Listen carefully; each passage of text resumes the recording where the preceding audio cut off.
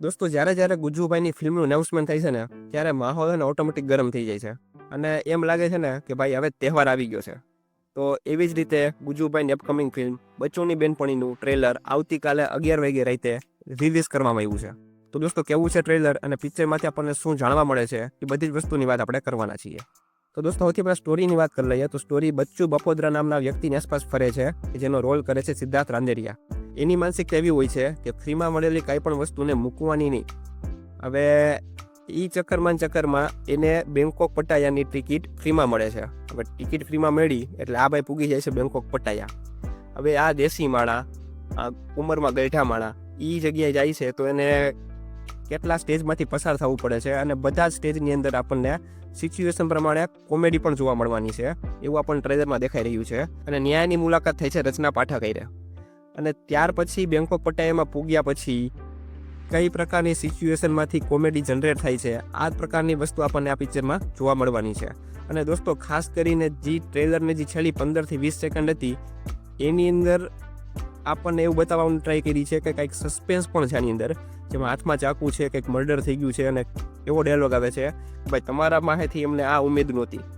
તો એ જે main concept છે પિક્ચરનો, જે પિક્ચરના હૃદયમાંથી કોન્સેપ્ટ રહ્યો છે કે જેની ફરતે આખી સ્ટોરી ફરવાની છે એ તો આપણને ટ્રેલરમાં બતાવ્યું જ નથી. તો એ વસ્તુ શું હોય છે ને એ જોવા માટે આપણે થિયેટરમાં જવું જોઈએ. બાકી આપણને ટ્રેલરમાં એટલી જ વસ્તુ બતાવવાની ટ્રાય કરી છે જેટલી એ લોકો બતાવવા માગતા હતા. જે મેઇન કોન્સેપ્ટ છે, જે પિક્ચરની અંદર શું હોય છે, થીમ કઈ રીતે આગળ વધશે એ બધી જ વસ્તુ દબાવીને રાખવામાં આવી છે કારણ કે તમે એને થિયેટરમાં જઈને એક્સપિરિયન્સ કરી શકો. તો અત્યારે આ પ્રકારની સ્ટોરી આપણને ટ્રેલરમાં જોવા મળે છે. ટ્રેલરની અંદર કોમેડી જોવા મળે છે. પિક્ચર ફેમિલી ફ્રેન્ડલી હશે એવું લાગી રહ્યું છે અને અમુક જગ્યાએ થોડોક ડાયલોગ પણ એવા આવે છે કે જેને જોઈને એમ લાગે કે નહીં ભાઈ થોડુંક ડબલ મિનિંગ હોઈ શકે છે. પણ ડેફિનેટલી ગુજ્જુભાઈ છે તો ફેમિલી ફ્રેન્ડલી પિક્ચર તો ડેફિનેટલી હશે જ. બાકી દોસ્તો બેંકોક પટાયાનું કલ્ચર જોવા મળે છે, રંગીન કપડાં જોવા મળે છે અને દોસ્તો ખાસ કરીને આના ડાયરેક્ટર છે વિપુલ મહેતા, જેને આની પહેલાં કેરી ઓન કેસર, ચાલ જીવી લઈએ, કહેવતલાલ પરિવાર જેવી બ્લોકબસ્ટર ફિલ્મ બનાવી છે. અને ઉપરથી દોસ્તો પ્રોડક્શન હાઉસ છે કોકોનટ મોશન પિક્ચર અને એની અંદર પાછા એડ થયા છે સિદ્ધાર્થ રાંદેરિયા. તો ભાઈ અત્યારે તેમ લાગે છે કે નહીં ભાઈ પિક્ચર છે ને બધા જ પાસામાં એકદમ સોલિડ કામ કરી રહી છે. એક વસ્તુ દોસ્તો મેં નોટિસ કરી કે બચ્ચુની બેનપણીનું જ્યારે પોસ્ટર એનાઉન્સમેન્ટ થયું હતું ને ત્યારે લખ્યું હતું કે મ્યુઝિક બાય સચિન જીગર. તો આ વસ્તુ અહીંયા ફરી ગઈ છે અને મ્યુઝિક સચિન જીગરનું નથી અને મ્યુઝિક છે સિદ્ધાર્થભાઈનું.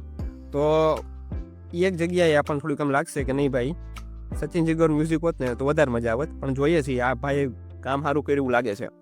તો અત્યારે દોસ્તો બધી વસ્તુ ઓકે લાગે છે પણ એક જ વસ્તુની મોટી બીક છે કે આની સામે ઊભી છે વસ્ટ લેવલ 2 ભસ્મ લગાવીને.